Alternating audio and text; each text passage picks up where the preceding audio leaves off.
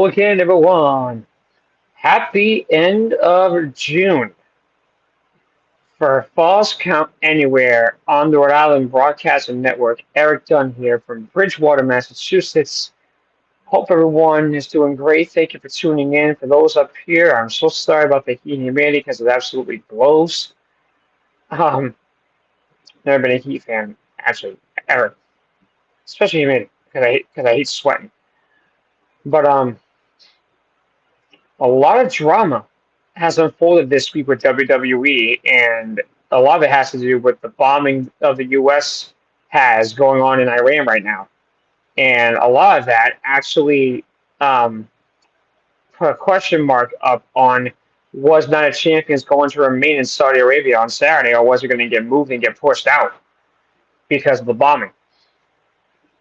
Some of the employee workers for WWE were actually stranded over there and couldn't get back home. So basically, Triple H and Nick Khan are trying to figure out how the hell to get those people back out of there because they're basically stranded there.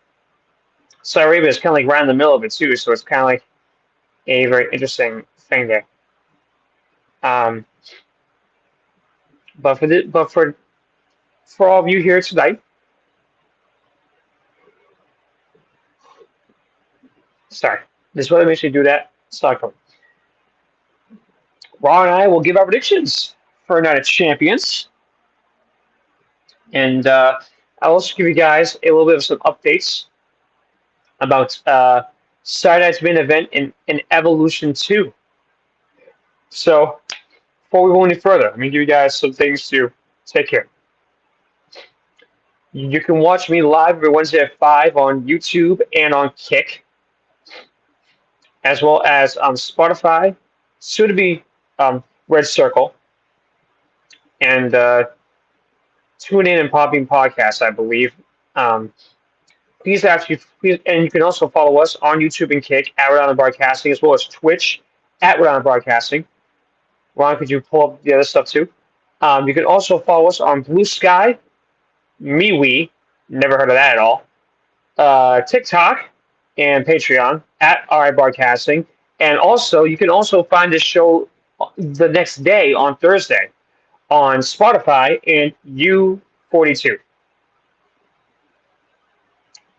Blue Sky, MeWe, U42.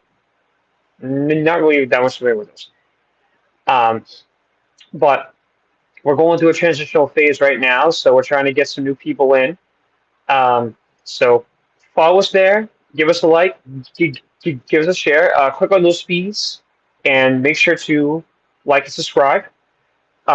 Please also send bits on Twitch to help try to support our company, support this show, support our channel, as well as buy me a coffee as well at our broadcasting. This broadcast of False Count Anywhere is the exclusive property of Erik Dunn Productions, where we go in Rhode Island Broadcasting for the private use of our audience. Any publication, reuse, or redistribution by anyone is not prohibited and is given the express consent to be shared and is greatly appreciated.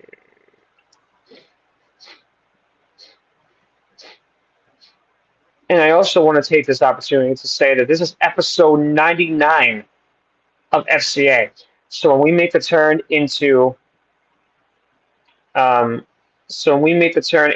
um, what is it, July 2nd, I believe.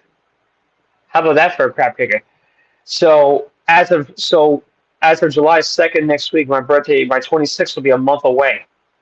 And on July 2nd, next Wednesday, it's the 100th broadcast of this program. So you can believe that Ron and I are going to finally have a celebration about that, for sure. So let's dive into Night of Champions from Riyadh, Saudi Arabia. Going down the line here. So I'm basically going to go from bottom to top because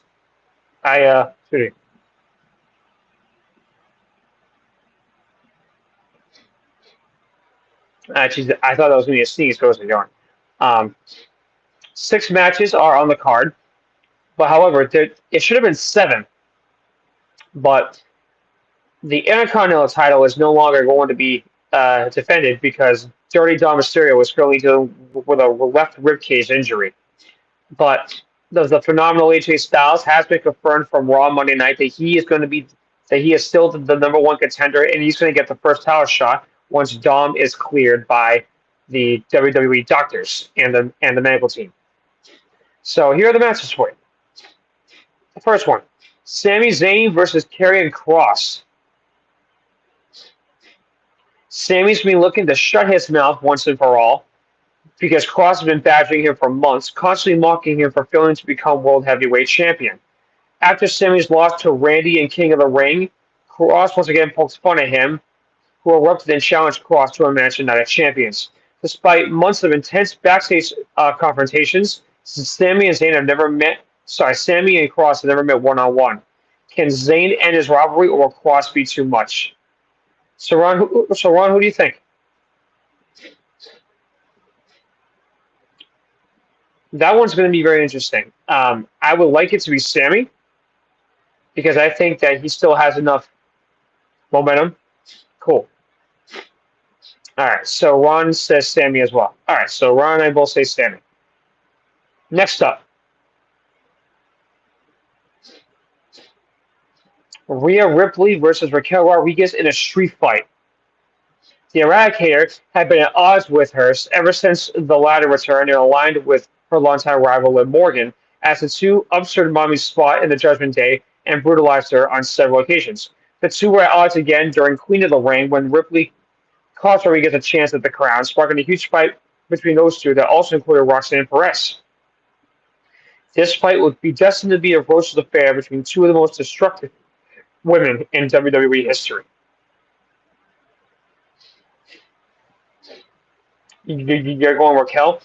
All right. So Ron's going Raquel. I actually think it's going to be Rhea just because maybe there's something behind it that could help her out.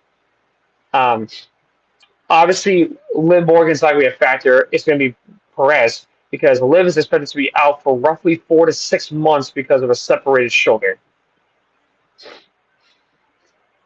So there's a strong chance we won't be seeing Liv again until probably January. All right, so you're going Raquel, I'm going Rhea. Next up, Jacob Fatu is going to defend the United States title against Solo Sikoa. Solo seemed to feel he was superior to the Samoan Werewolf, bringing in JC Mateo without Fatu knowing and belittling the title holder behind his back. After Fatu overheard one of those digs, however, he had enough and it ultimately cost Solo the chance to win Money in the Bank. As he screamed, "I hate you, Solo." After Solo failed his attempt to bring Fatu back into the fold, he and Mateo launched a 2-on-1 assault on their former brother, a move that led Jimmy Uso to the ring to aid him and led directly to this matchup at Night of Champions. No question in my mind, Jacob's going to retain. Fair? Solo's not going to win this. And Ron and I are in agreement with that one. All right, so Ron and I both agree on Sami. We're opposite with Rhea and Raquel. We both agree on Jacob Fatu. All right. Now, this one is interesting. Queen of the Ring. Who will it be to get a title shot at SummerSlam? The Empress of Tomorrow or the Asuka or the Storm, Jade Cargill? They both won an explosive fatal 4-way match. Cargill overcame Roxanne Perez and Asuka took down Alexa Bliss. The winner will receive a world title shot at SummerSlam. Keep this in mind. One of these two is going to face either Io Sky for the Women's World Heavyweight Championship or Tiffany Stratton for the WWE Undisputed Women's Championship. So keep that in mind. But I think it's going to be Jade. Just because Asuka returned, I think Jade is going to get a big push here. I really think Jade is going to become champion at some point this year. So I'm completely in agreement with that. I'm going Jade. This one, I don't know. But this is the matchup a lot of fans have been waiting for. For the King of the Ring. It's the American Nightmare versus the Apex Predator. It's Cody and Randy. Now, here's the situation. If Randy wins, he will face either John Cena or CM Punk at SummerSlam. if Cody wins, it's going to be him versus Gunther at SummerSlam.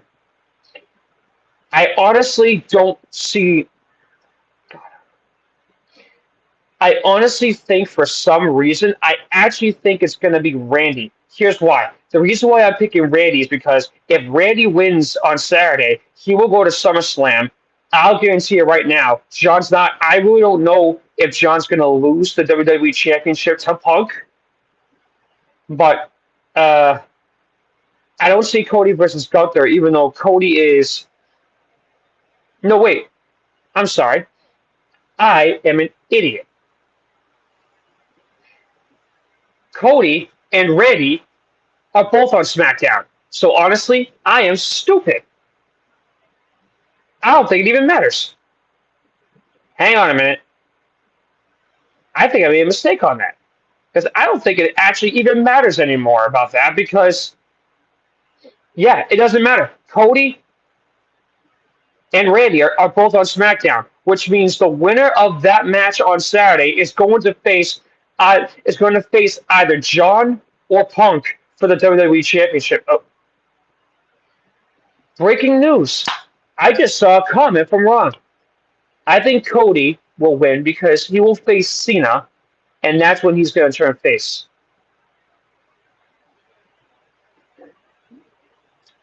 How many of you think it's going to be John turning face at SummerSlam?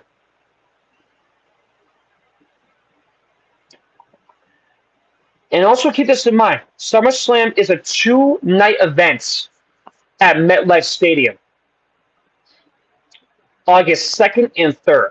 That's Saturday and Sunday. So the first ever two-night SummerSlam in the history of WWE. Well, you know what? I think with that being said, I think I am going to side with Ron on this one. I think I'm also going to pick Cody because I think Cody might turn heel at SummerSlam to help John turn face. Maybe.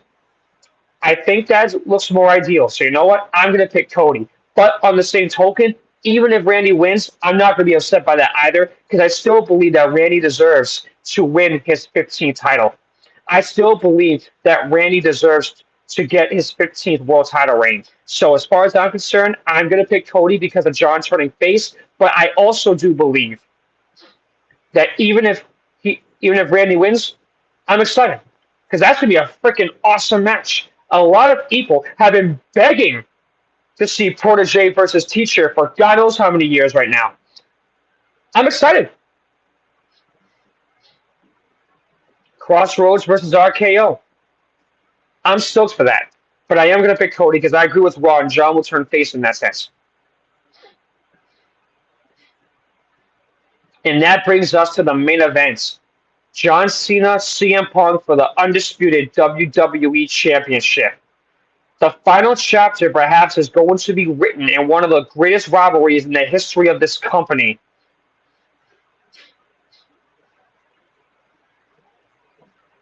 I think I'm going to have to pick John. I don't think he's going to lose right now. I think he's probably going to lose in SummerSlam, I would think. I mean, I'd be happy if Punk won, but I don't think it's going to be Punk. I think it's still going to be John. I think if John's going to lose, it's going to be probably in the States. So I got John as well. So it looks like Ron and I are agreeing on most of them. Ron and I have Cena. Ron and I both have Cody. We both have Jade. We both have Fatu. We both have Sammy, and we're opposite on Rhea and Raquel. So 5 out of the 6 matches, we're both picking the same person. Well, let's see how that goes. Because all I can say is I think it's going to be a pretty good live event. And I believe the start time, if I look at it right, is at 1 o'clock. 1 o'clock Eastern on Peacock in the U.S. and then on Netflix internationally from Riyadh, Saudi Arabia. And then the update for you I have about Saturday night's main event in Evolution 2. Individual tickets are actually now on sale. Goldberg has announced that will be his final match. Goldberg is going to retire after Saturday night's main event. And if you saw his interview on Raw Monday night, he's going to beat the F-bomb out of Gunther. Do you think he could retire as world heavyweight champion? I think that'd be cool, personally. Have him retire in his home city of Atlanta, where his career started? Well, because he was on the Falcons back in the 80s. Are you telling me that that's not a great storybook ending? Come on. I mean, we'll have to see. Obviously, in 2 weeks, we'll go over that, as well as Evolution as well, because Evolution is the following day on Sunday the 13th.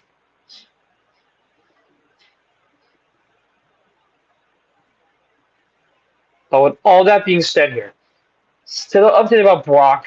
Um, I, I honestly don't buy the him going to return and turn heel because Cody used the Kimura on Jay during the match. I don't buy that. I hope we see Brock back at some point because I think that the company does need him back. I just don't believe it's going to happen yet. Maybe they're going to gear up for SummerSlam. I don't know. But, folks, with all that being said, next week's broadcast, Raw night, our predictions, go over the card, go over the recap, who got right, who got wrong. I mean, 5 out of 6 are both of us together, so hopefully we'll get all of them right, we hope. But I would love to get all of them right, but then get Rhea right, so I can get close to the 500 against him, you know. And then we'll look ahead to July with the Aftermath After Night of Champions with Raw Monday Night, and we'll go over that as well together. So that being said, on behalf of the man behind the scenes, the creator of RIB, Rodrigo, Erik Dunn here saying so long and thank you from my home in Bridgewater, Massachusetts. This has been a presentation of Fosco Anywhere on the Rhode Island Broadcasting Network. Guys, I'll see you in July for episode 100. 100. And yes, 100. I'll talk to you guys in July. Thank you so much for watching and for listening.